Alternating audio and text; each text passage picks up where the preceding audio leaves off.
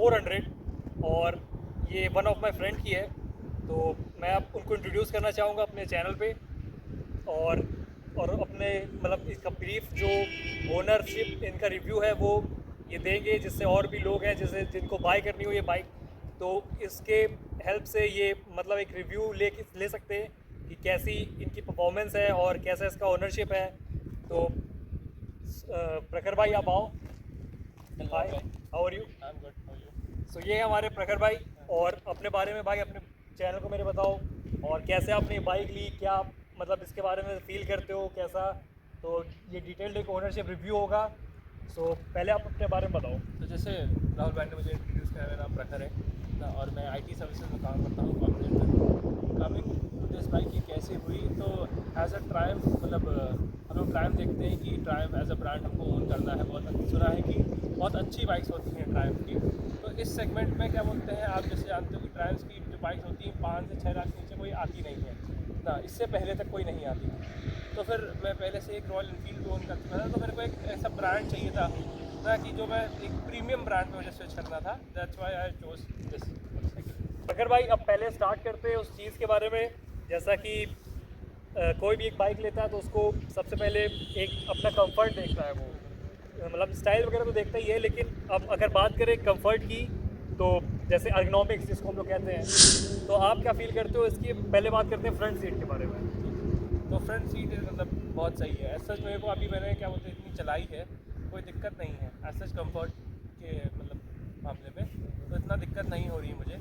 हो सकता है मैंने अभी बहुत ज़्यादा लॉन्ग राइड्स नहीं करी है अपने, जैसे 600-700 किलोमीटर नहीं करी है, तो बट जैसे अगर आप सिटी राइड्स कर रहे हो, आप 100-200 किलोमीटर चला रहे हो, तो आपको इतना इशू नहीं आएगा। I am not sure about the 600 kilometres thing ना, बट वैसे इशू नहीं हो रहा है इसकी उसमें ना। सिटी राइड्स में ये है कि जैसे अगर आप थोड़ा ट्रैफिक है तो आपके हाथ में क्या बोलते हैं थोड़ा रिस्ट में थोड़ा पेन आता है, बट वही स्विचिंग बैक टू जैसे हाईवे राइड्स वो सीन बिल्कुल अलग हो जाता है, क्योंकि बार बार सिटी में जानते हो मनूवर करनी रहती है, तो थोड़ा हाथ में दिक्कत होती है। और मतलब आपने मैं जितनी भी चलाई है इसमें सिटी में और हाईवे में, तो आपको मतलब कंफर्ट लगा है? हाँ, इसमें कोई भी डिमेरिट नहीं लगा आपको फ्रंट सीट के बारे में? फ्रंट सीट के बारे में मुझे इतना तो नहीं लगा। और बात करें अगर पिलियन सीट के बारे में, हाँ, तो वो तो पिलियन ही बता सकता है, लेकिन फिर भी आपने जो भी पिलियन से रिव्यू लिया हो या जैसा भी आपको खुद ही मतलब पिलियन बताता है कैसा फील हुआ है, तो पिलियन के बारे में सिटी और हाईवे में आपने कुछ डिफरेंस देखा है या आप कैसा फील हुआ है? पिलियन में जैसे ये होता है कि मतलब सिंपल सी बात है कि थोड़ा ये बाइक जैसे आप जानते हो कि ये 35 सेगमेंट की है ना, तो कोई अगर शॉर्ट हाइटेड है, जैसे आप जानते हो जैसे हमारे इंडिया में जो वुमेंस की हाइट होती है वो ज़्यादा 5'6", 5'7" से नहीं जाती है, तो उनको जो ऐसे हॉप ऑन करने बैठने में थोड़ी दिक्कत आती है ना। और फिर मैंने एक चीज़ देखी, जैसे अगर आप सिटीज़ में थोड़ा एक्सलेट करते हो तो जैसे पीछे इस साइड ग्रिल ग्रैब करना पड़ेगा ना, तो कभी कभी एकदम से आदमी नहीं होता है तो पीछे बहुत ज़्यादा मतलब निकल जाता है। तो उसके लिए तो मैं सोचता हूँ कि बैकरेस्ट जो होता है, हाँ। तो बैकरेस्ट आप मतलब इसमें इंस्टॉल करा सकते हो। तो क्या मतलब बैकरेस्ट इसका कंपनी से आता है या आफ्टर मार्केट? नहीं, कंपनी से शायद बैकरेस्ट नहीं आता है। मैंने जो भी देखा है वो उसकी आफ्टर मार्केट ही देखे हैं, बैकरेस्ट लोगों ने लगाए हुए हैं। तो मैं भी प्लान कर रहा हूँ, क्योंकि मतलब होती है दिक्कत ऐसे एकदम पीछे से। आप जानते हो इट्स अ पावरफुल मोटरसाइकिल, आप मैं एकदम से अगर एक्सप्लेन करता हूँ तो पीछे जो पुश आता है, तो कभी कभी पिलियन अगर अनअवेयर है थोड़ा सा तो उसको झटका लगता है। तो मतलब आप कहते हो पावर तो इसकी है अच्छी, लेकिन हाँ। एक एडवांटेज डिसएडवांटेज ये कह सकते हो कि पीछे जो पिलियन है, हाँ। तो उसके लिए डिस्कम्फर्ट है थोड़ा सा और रिस्की हो सकता है। रिस्की हो सकता है थोड़ा, अगर वो थोड़ा अनअवेयर होकर नहीं बैठा है ना, या अनअवेयर बैठा है, उसको लग रहा है कि कुछ नहीं होगा, या कोई न्यू पिलियन भी है जिसको नहीं पता है कि बाइक की पावर क्या है, तो उसको दिक्कत हो सकती है थोड़ी। ओके।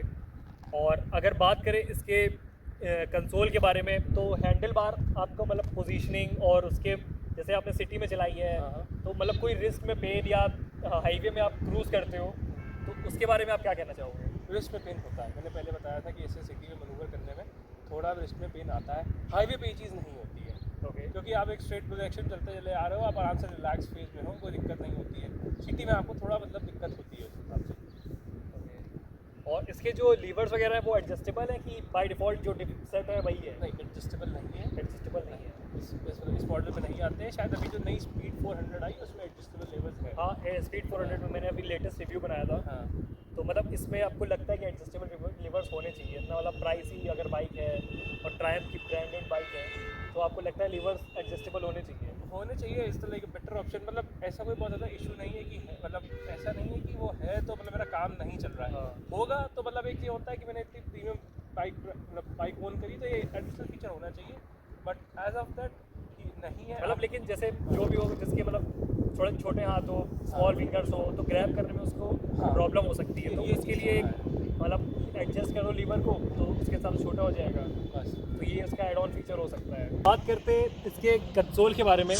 कंसोल जैसा ओडोमीटर जिसको कहते हैं, और हर राइडर होता है उसको लगता है कि उसका कंसोल अच्छा हो, फैंसी भी हो, फीचर्स भी हो, हाँ। देखने में भी अच्छा लगे, उसकी नाइट लाइट भी अच्छी हो, क्योंकि एक फील उसी का आता है जो पीओवी राइडर फील करता है। तो आप उसके बारे में क्या कहना चाहोगे? इसके पहले बात करते हैं मीटर के बारे में, इसमें जो फीचर्स आपको दिखते हैं और लगता है कि और एड ऑन होने चाहिए, तो आपको क्या क्या लगता है इसमें?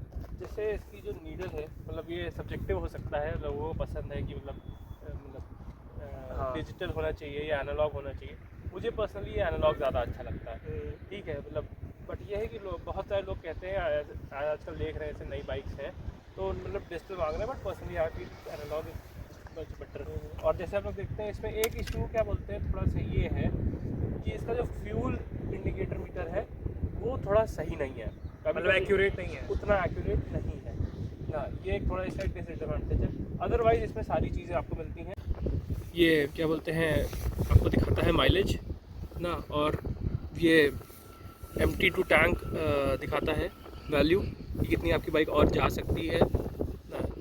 इसमें ये ट्रैक्शन कंट्रोल है, और इसमें ये ऑफ रोड मोड भी आप ऑन ऑफ कर सकते हो ना। ओके, तो ऑफ रोड मोड ऑन मतलब हाँ। जैसे कहीं एडवेंचर वाली जगह हो। हाँ, अभी ये देखिए ऑफ रोड मोड ऑन हो गया ना, ऑफ रोड मोड ऑन हो गया, और इसी को आई बटन प्रेस करके ही आप ऑफ भी कर सकते हैं। Okay. ऑफ हो गया अब, ठीक है। Coming back to this is your, मतलब ओडोमीटर की कितनी आपने बाइक चलाई है ना, ट्रिप 1, ट्रिप 2, और ये रियल टाइम जब आप बाइक चलाओगे तो इसमें क्या बोलते हैं एवरेज दिखाता है, रियल टाइम मतलब क्या एवरेज आ रहा है, ठीक है। इसमें क्या बोलते हैं गियर इंडिकेटर भी है, तो आपको एक डाउटफुल ना रहे आपकी क्या बोलते हैं कौन सी गियर पे हम चल रहे हैं, तो विच इज़ वेरी विजिबल। एक इशू मेरे को आता है जब आप ये डायरेक्ट सनलाइट पे चलते हो ना, तो जैसे ये पार्ट है ये थोड़ा मतलब एक ब्लाइंड स्पॉट हो जाता है, क्योंकि इसमें लाइट रिफ्लेक्ट होकर हल्की सी आती है आपके फेस पे अच्छा, ना, तो ये थोड़ा मतलब विजिबिलिटी बिल्कुल हाँ, जीरो हो जाती है। हाँ ब्राइट बिल्कुल। अगर आपके ऊपर आप जैसे सामने चल रहे हो, आपके मतलब बैक पे सन है और डायरेक्ट सनलाइट पड़ रही है, तो थोड़ा इशू होता है इसमें, ये मैंने ऑब्जर्व किया है। बाकी अदरवाइज इसमें क्या बोलते हैं, थोड़ा एक जो मैं नेगेटिव बोलना चाहूँगा वो है इसका फ्यूल इंडिकेटर मीटर ना, कि मतलब एकदम से बहुत ज़्यादा मतलब दिखाने लगे कभी, और एकदम से बहुत ड्रास्टिक नीचे आ जाता है, तो अच्छा, ड्रास्टिक मतलब नीचे आ जाता है। हाँ, जैसे मतलब अगर आपने पेट्रोल डलाया है तो हाँ। मतलब जो आप देख रहे हो इसके बाज है ना, एकदम से आपको 4 दिखेंगे, आपको एक होगा कि आपने सर्टेन अमाउंट का फ्यूल डलाया है, तो मतलब ये है, तो पहले 1-2 घंटे नहीं, मतलब वो उसमें कोई डिफरेंस नहीं आएगा, फिर एकदम से देखोगे आपके 2-3 बार कम हो गए, तो वो एकदम से होता है। जैसे अगर आप मतलब एक लीनियर वे में बार मतलब रिड्यूस हो तो थोड़ा एक वो रहता है। अच्छा, मतलब एक मतलब अंदाज़ा रहता है कि क्या कितने दूर अप्रॉक्स जा सकती है, क्योंकि कभी कभी होता है कि लॉन्ग रूट पे पेट्रोल पंप बहुत डिस्टेंस पे होते हैं। हाँ। तो उसके लिए एक मतलब डीमेरिट हो सकता है। अब पता चले कि बहुत दूर है और आप मतलब कोई अंदाज़ा नहीं है, तो मतलब बहुत बड़ा रिस्क हो सकता है। अगर सोलो राइड कर रहे हो तो बहुत बड़ा रिस्क हो सकता है। हाँ, कि मतलब एक अगर मतलब लीनियर वे में नीचे जाए तो ठीक है, जैसे पहले 1-2 घंटे बिल्कुल नहीं जाएंगे, फिर एकदम से आप देखोगे कि 2 बार कम हो गए। अच्छा, हाँ, तो ये सीन रहता है, और रेंज भी एकदम से ड्रॉप हो गई, तो वो मतलब थोड़ा एक इशू रहता है इसमें। ओके। और बात अगर करें इसके स्विचेस के बारे में, स्विचेस की क्वालिटी तो बहुत प्रीमियम है, मतलब मैं देखता हूँ सेगमेंट में कि स्विचेस की क्वालिटी बहुत प्रीमियम है, आपको लगेगा कि आप एक मतलब प्रीमियम बाइक चला रहे हैं। फिट एंड फिनिश मतलब इनकी स्विचेस की बहुत अच्छी है। ओके। हाँ, उसमें मेरे को कोई इशू नहीं आया।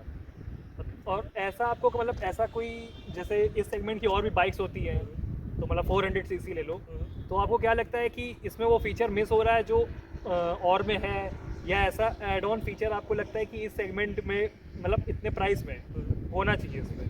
जैसे मैं एक चीज़ ये बोलूँगा, ऐसे ब्लूटूथ कनेक्टिविटी ओके ना, वो इसमें नहीं है ना, वो होनी चाहिए एक चीज़। जैसे मैं देखता हूँ मतलब थोड़ा जो 400 सीसी बाइक्स है ना, उन्होंने क्या बोलते हैं ब्लूटूथ फीचर अच्छा खासा आ रहा है अच्छा, ना, तो एक मतलब ब्लूटूथ फीचर जैसे आप कुछ मतलब कंट्रोल कर सको। हाँ कंट्रोल कर सकें, या मतलब बाइक को कनेक्ट कर सकें, फिर देखते हैं आप टर्न बाय टर्न नेविगेशन, वो हाँ। एक अपनी चॉइस है, वो चाहिए नहीं चाहिए, मतलब इसमें नेविगेशन तो नहीं मिलता है। नेविगेशन नहीं मिलता। लेकिन जो भी बाइक मतलब ऐसी प्रीमियम सेगमेंट्स की बाइक जो लेता है इनिशियल सेगमेंट्स की 400 सीसी या स्पेशल ब्रांडेड लाइक ट्रायम, तो मतलब लॉन्ग रूट तो करता ही है वो, एक मतलब उसको शौक हो जाता है मतलब हाईवे पे निकालने का और हाँ। दूर एक सिटी से दूसरी सिटी या एक स्टेट से दूसरे स्टेट जाने का, तो उसको ज़रूरत पड़ती है मतलब एक मैप की। मैप तो उसके लिए आपको मतलब इसमें स्पेशल मोबाइल होल्डर लगवाना पड़ेगा। मोबाइल होल्डर लगवाना पड़ेगा, या क्या बोलते हैं, आप देखते हो शायद स्क्रीन्स भी आती हैं, नेविगेशन स्क्रीन्स, तो आपको वो लगवानी पड़ेगी ना। तो ये चीज़ है। ओके।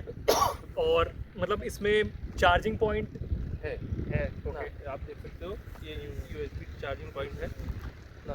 इसमें आराम से क्या बोलते हैं ये चीज़ लग जाती है। इसमें टाइप सी भी दिया, टाइप सी चार्जिंग पॉइंट है। तो Okay. मोस्टली आजकल देखते हो अच्छा, type C to type C. हाँ, टाइप सी टू एनीथिंग है। अच्छा, टाइप सी, हाँ टाइप सी टू। ओके, एक चीज़ ये है, ये एक बेटर है मतलब चीज़ है, क्योंकि आजकल आप देख रहे हो सारे डिवाइसेस ऑलमोस्ट टाइप सी हैं, तो ये एक बेटर चीज़ है। सो प्रखर भाई, अब बात करते हैं इसके हेडलाइट के बारे में। तो सिटी और हाईवे में आपको इसमें क्या डिस्कम्फर्ट या लगा हो कि विजिबिलिटी इसकी अच्छी है, तो कैसा लगा आपको उसके बारे में? सिटी में विजिबिलिटी ओके ओके है ना। हाईवेज़ के लिए तो विजिबिलिटी बिल्कुल भी मतलब आई वुड सजेस्ट कि आपको एक्सटर्नल लाइट्स लगानी ही पड़ेंगी ना। जैसे कि आप मतलब या तो ट्रायम्फ की आई एक्सपेक्ट कि ट्रायम्फ की तरफ से ही जो है क्या बोलते हैं गवर्नमेंट नॉर्म्स में क्या बोलते हैं और बेटर हेडलाइट्स हो सकती हैं ना, या तो वो इंस्टॉल होके आए। अदरवाइज़ क्या बोलते हैं आपको एक्सटर्नल लाइट्स लगानी पड़ेंगी। हाईवे परफॉर्मेंस में मतलब हाईवे राइड्स पे इसकी लाइट बिल्कुल भी मतलब you can not trust it actually में, बहुत कम है ना, तो आपको लगानी पड़ेगी। सिटी राइड्स में ओके ओके, क्योंकि सिटी राइड्स में इतना दिक्कत होती नहीं है बेसिकली। आप आराम से इतना ज़्यादा पहले या तो आप हाई स्पीड में नहीं होते हो सिटी में, तो चीज़ें मैनेज हो जाती हैं। बट हाईवेज़ पे आपको प्रॉपर विजिबिलिटी चाहिए, तो उसके लिए और एक मैं और पूछना चाहूँगा क्वेश्चन, जो ये ग्रिल लगी है, हाँ, तो ये मतलब एज अ बाय डिफ़ॉल्ट आती है कि आपने एक्सेसरी लगाई है? ये बाय डिफ़ॉल्ट आती है इस पर। ओके, तो बाय डिफ़ॉल्ट आती है। तो आपने कभी इसको हटा के सोचा कि इसकी विजिबिलिटी देखें? क्योंकि मुझे लगता है कि जो ग्रिल होती है हाँ। तो कुछ परसेंट विजिबिलिटी तो कम करती ही होगी, तो क्या उसमें कुछ डिफरेंस लगा आपको? आई गेस उतना कोई इफेक्ट नहीं है, क्योंकि इसमें मैंने ट्राई किया है ना, ग्रिल हटा के भी उतना कोई खास डिफरेंस नहीं है। थोड़ा सा शैडो आता है but not a major difference. तो मतलब आपको लगता है कि फॉग लैंप्स में इंस्टॉल करवाने चाहिए? बिल्कुल, अगर आप हाईवे राइड्स कर रहे हो तो आपको बिल्कुल फॉग लैंप लगवाने पड़ेंगे इसके लिए। ओके। और अगर इसके इंडिकेटर्स के बारे में वगैरह की बात करी जाए तो उसकी विजिबिलिटी अच्छी है ही। इंडिकेटर्स की विजिबिलिटी अच्छी है, बट एक ड्रॉबैक ये है कि बहुत फ्रेजाइल बहुत है, और इनमें क्या बोलते हैं फॉग बहुत आ रहा है। फ्रेजाइल बहुत है थोड़े से इंडिकेटर्स, और इनमें क्या बोलते हैं फॉग मतलब मोस्टली टाइम के जो ये न्यू इंडिकेटर्स हैं इनमें सारी गाड़ियों में फॉग आ रहा है। जैसे मेरे पीछे इंडिकेटर्स में देखेंगे हम कि हल्का हल्का देखिए फॉग है। ओके। विजिबिलिटी अच्छी है ना, बट जैसे क्या बोलते हैं मतलब रिजिड बहुत है। रिजिड बहुत है। थोड़े फ्लेक्सिबल होना चाहिए, क्योंकि ये ऑफ रोड है। आप जानते हो कि गाड़ी क्या बोलते हैं अगर ऑफ रोड में चलेगी बाई चांस गिरेगी ही, हाँ। तो थोड़े मतलब आप ये मान चलो कि ये बंदा गाड़ी लेके चल रहा है, ऑफ रोड चलाएगा ही, बाई चांस स्लिप हुई तो ऐसा नहीं कि एकदम से सारे इंडिकेटर्स चले जाए ब्रेक तरफ के। हाँ, ये भी है। हल्के से फ्लेक्सिबल होने और इसके चाहिए। प्राइस भी होंगे इंडिकेटर्स? प्राइजी एज सच नहीं है ना। जैसे अगर आप वो बुलेट वाले इंडिकेटर्स देते हो जो ट्रायम्फ हाँ, ऑफर कर रहा है, वो प्राइसी है, बट ये प्राइसी नहीं है as compare Okay. To. But फिर भी एक फ्लेक्सिबल ऑप्शन होना चाहिए ना, इसमें ट्रायम्फ को ये चीज़ देखनी चाहिए।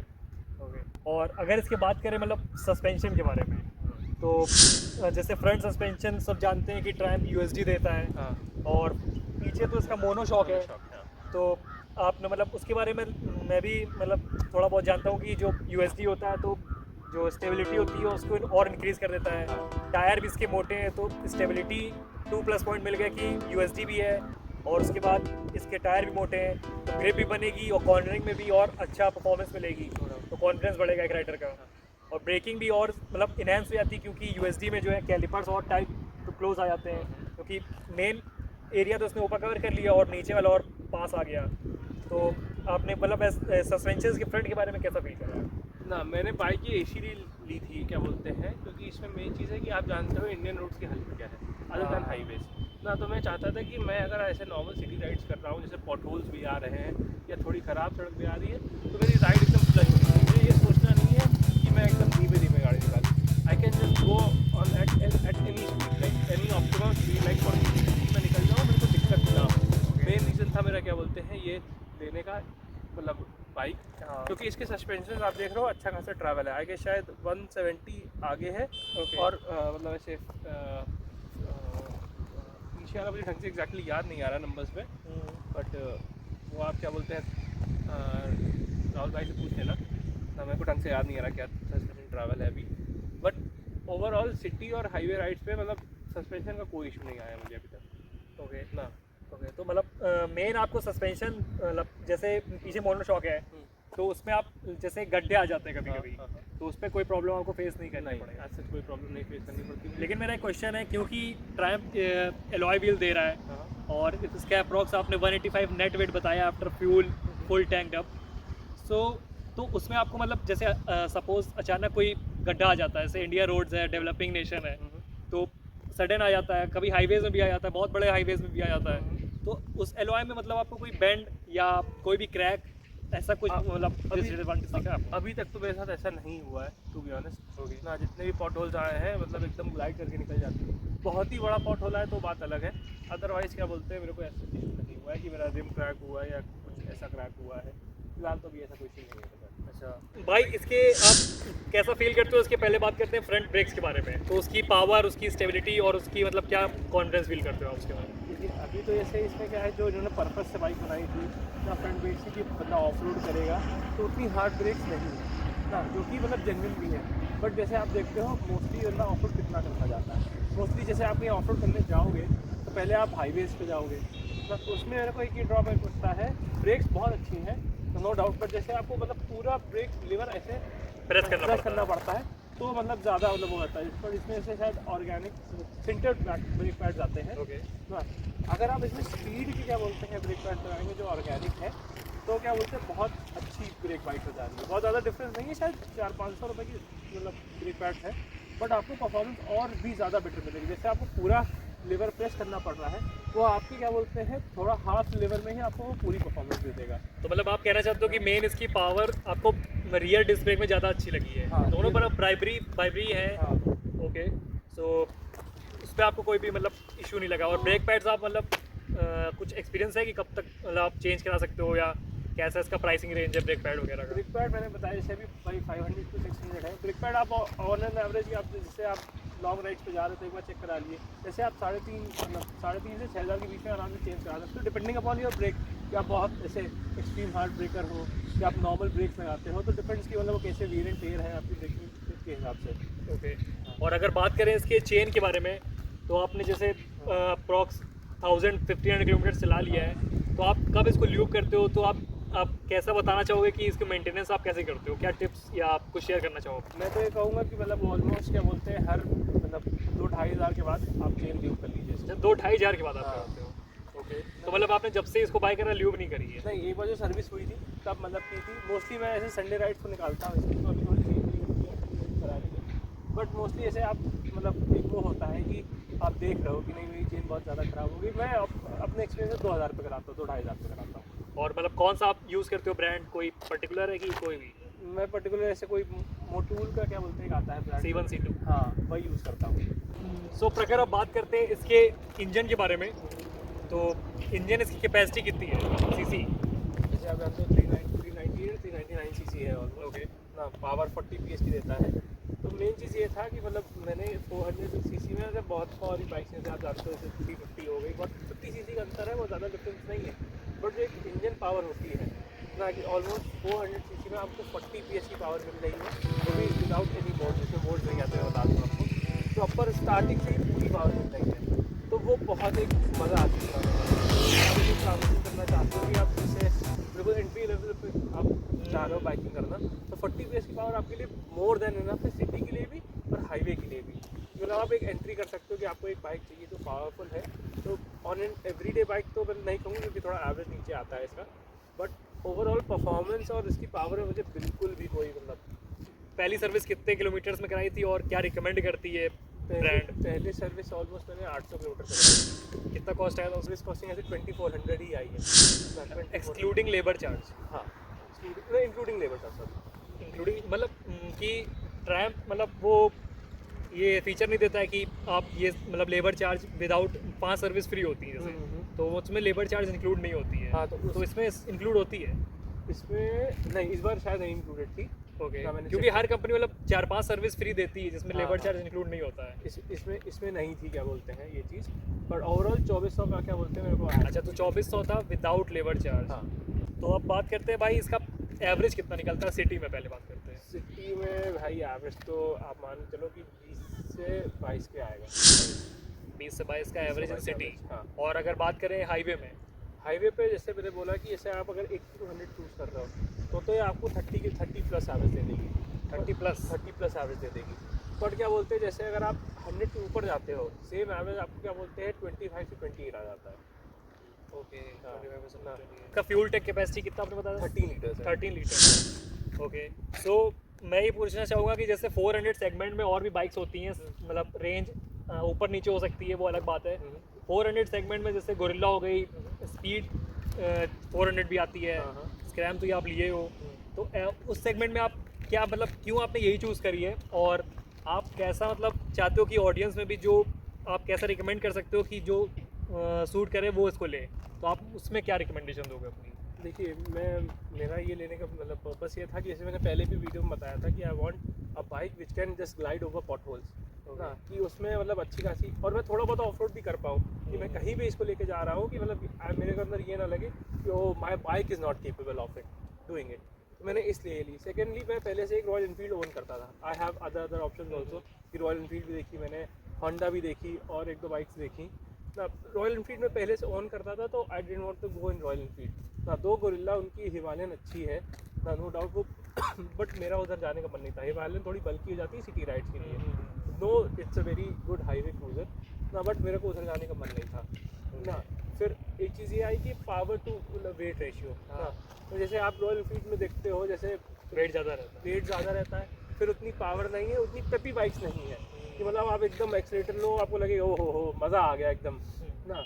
जैसे अभी मोस्टली आप एंट्री लेवल एकदम से आप 650 सीसी नहीं चले जाओगे, तो अगर आपको एंट्री लेवल बाइक चाहिए which can do a complete package ना, कि वो थोड़ा बहुत ऑफ रोड भी कर ले, हाईवे राइड्स भी मतलब अच्छी खासी क्रूजिंग हो ना, तो इस वजह से स्पीड 400 में भी कोई कमी नहीं है, बस थोड़ा सीट हाइट का डिफरेंस है।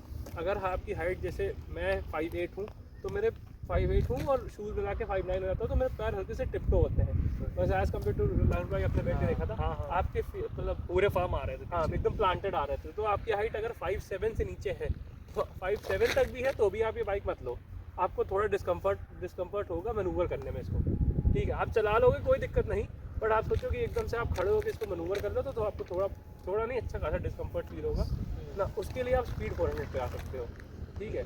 पर अगर आपकी हाइट 5'8" है, 5'9" है, देन आपको बहुत मज़ा आएगी इसको चलाने में, क्योंकि इसका पोस्चर बहुत सीधा अपराइट है, बहुत अच्छी खासी मज़ा आएगी इसको चलाने में। सो बेसिकली प्रखर ये कहना चाहते हैं कि जिसको भी 400 सेगमेंट में जाना है अगर, और तो वो जैसे उसकी हाइट भी थोड़ी अच्छी है, जैसे 5'5" के ऊपर, तो मतलब जिसकी हाइट थोड़ी ऊंची है वही इसको ले, क्योंकि 5'8" हाँ। अगर आपको पूरा प्लेजर चाहिए इस बाइक का ना, कोई बिना किसी डिस्कम्फर्ट के, तो 5'8" के ऊपर वाले ही लोग इस बाइक को ले, जिससे आपके पैर एकदम फर्मली प्लांटेड हो या टिप्टो भी हो पाए। उससे नीचे आपको डिस्कम्फर्ट होने वाला है, क्योंकि आपके पैर नहीं पहुँचेंगे। तो उसके लिए आप फिर स्पीड ले सकते हो, तो जिसकी हाइट अप्रॉक्स 790 या 800 है। कम हाँ कम है। तो भाई आप इसको मतलब आउट ऑफ 10 कितने मतलब चाहोगे कि रेट दो उस, और ये समझना कि रेटिंग के हिसाब से आपका ये भी समझ में आ जाएगा कि आप कैसी इसकी ओनरशिप आपके मतलब फील करी है आपने, क्योंकि जितना भी बच रहा होगा बीच में difference, that's the disadvantage of the Triumph scrum 400 7.5। Okay, तो बचा डिफरेंस आप चाहते हो कि कंपनी इंक्रीज करे इन द कमिंग मॉडल्स। हाँ सो बेसिकली प्रखर ने सारे इसके मेरिट्स डिमेरिट्स गिना दिए, और जो भी थोड़ा हाइट में थोड़ा ऊंचा हो तो वो इसको ले सकता है, एक चॉइस हो सकती है उसकी। तो आई होप ऑडियंस को बहुत सारे इससे मतलब आंसर्स मिले होंगे, और जो भी डाउट रह गए हैं वो आप कमेंट सेक्शन में मेंशन कर सकते हो। Thanks for Prakhar for the detailed review. I hope we meet in the right. Okay.